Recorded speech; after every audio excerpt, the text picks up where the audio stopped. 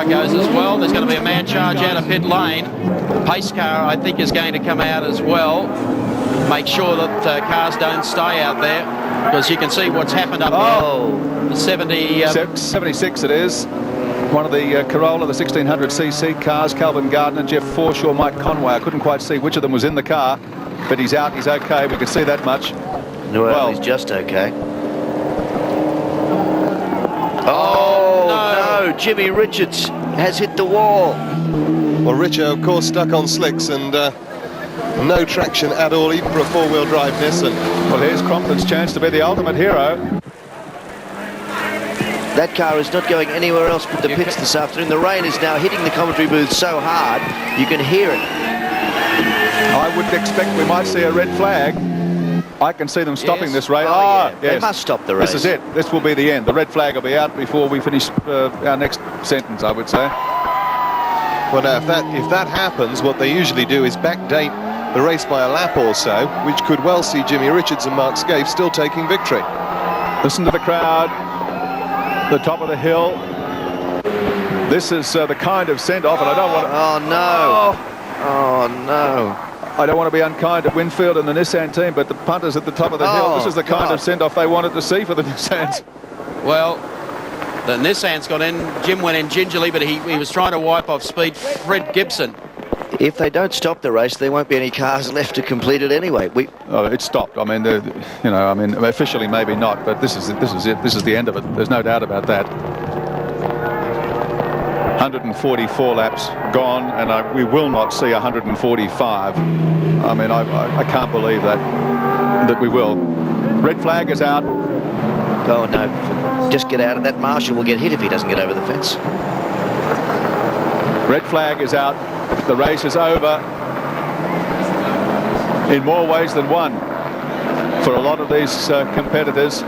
Well, what in particular for Fred Gibson, Jim Richards, Mark Scaife, what a dreadful end to what had been a brilliant campaign for them here at Mount Panorama in the last hurrah for these Nissan GTRs.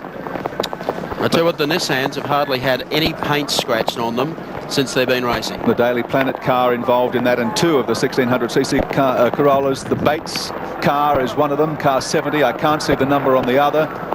Car 39, 71, is it? Car 70. Yeah, so it was the class leader. And the Bates car was second in the class. Yeah. So that's first and second in the class, both into the wall, along with the overall race leader. The indications are, as Richard Hay pointed out a moment ago, Richards and Scaife, if they've called the race, which they have, may still be declared the winners.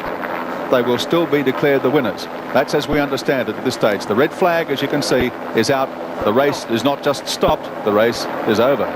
And Mark Scaife explaining exactly what happened, what he saw on the screen. So in the Winfield Nissan pits, they're investigating and trying to count back the laps. We'll wait on the clock. Oh, the Marshall's just fallen over in the wet. Not only are the cars losing traction, so are the Marshals. He just went A over D down the grass verge. Dick Johnson, relatively unscathed.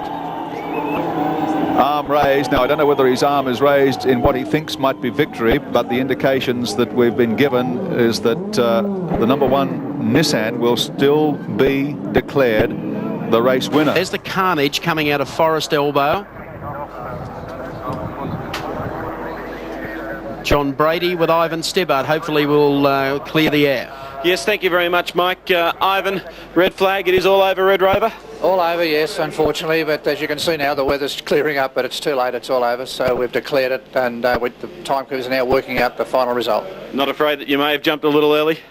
No, not if you saw what was happening there with some of those cars. It was a bit dangerous, and unfortunately some of them don't heed the caution flags, and you only need one or two to do that, and that's what caused that problem. Okay, the $64 question, who is the winner? I would say car one. The race has got to be declared at the last full lap before the red flag went out, and he was still leading at that stage. How close was he to the next full lap at the time? Not sure until we get to the timekeepers on that, but he had a full lap up on him on the other cars, so that should be okay. I just came around the corner and had no grip whatsoever, going about 2 miles an hour, and it hit the bank just out of the cutting. So I just put it in low gear and just went very, very slowly around the track at about 1 mile an hour.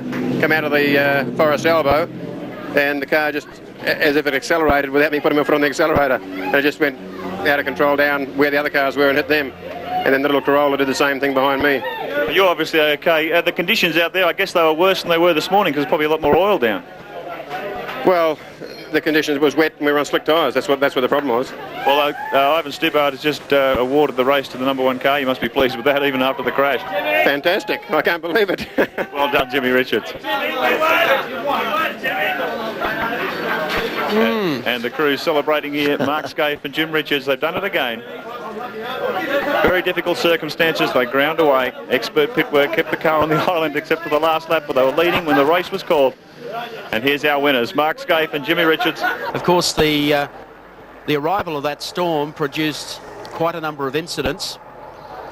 We'll have a look at some of them for you, just recap what happened, just in case you've arrived home. Jimmy Richards and Mark Scaife were leading this race. This is what happened on the exit to Forest Elbow. Brian Callahan, Barry Graham, the 39 car, spinning. Then triggered off is the Toyota Corolla. That's Bates and Bates, I think, in the Daily Planet car.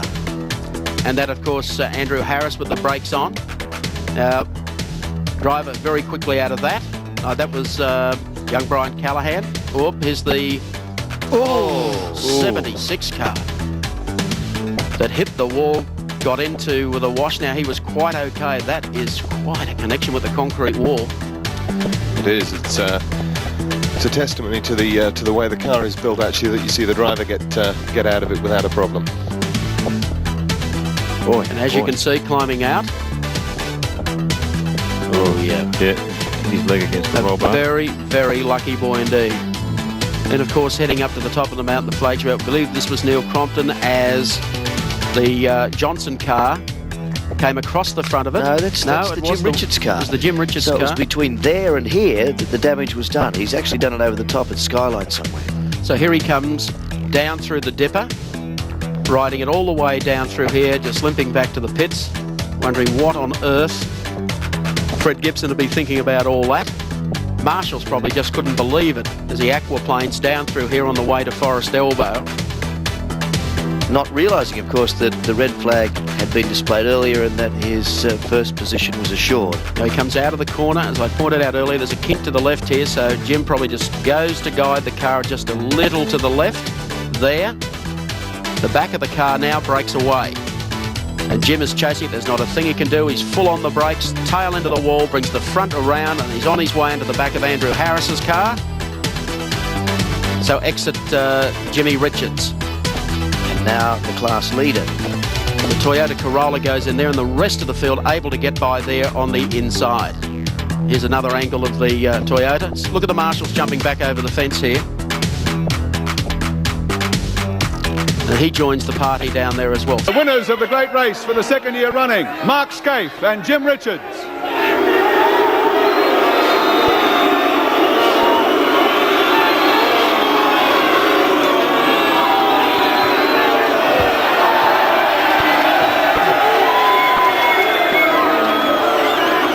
Well, it's a slightly hostile reception. A slightly hostile reception, Mark, but you always knew that you were going to get that to some degree. But regardless, forgetting all of that, it was a triumph out there today because they were the most adverse conditions that you could possibly have experienced. Well, it was, but we led the race all day. I can't believe this, the Nissan Winfield, we've won the race. That's how it is. Jim? I'm just really stunned for words. I can't believe the reception. I thought Australian race fans had a lot more to go than this. This is bloody disgraceful. I'll keep racing, but I tell you what, this is going to remain with me for a long time. You're a pack of arseholes. Okay, let's have a look now at the Caltex race score. These are the placings as of the Australian Racing Drivers Club. Jim Richards and Mark Scaife, the winners in the Winfield Nissan GTR. On the same lap, Dick Johnson and John Bowe placed second in the Shell Sierra. On the same lap in third place, Neil Crompton and Anders Olofsson. Down one lap in fourth place, 25, Tony Longhurst, Johnny Cicotto in the Benson and Hedges BMW. On the same lap in fifth, 16, Win Percy, Alan Grice, the Holden Racing Team Commodore.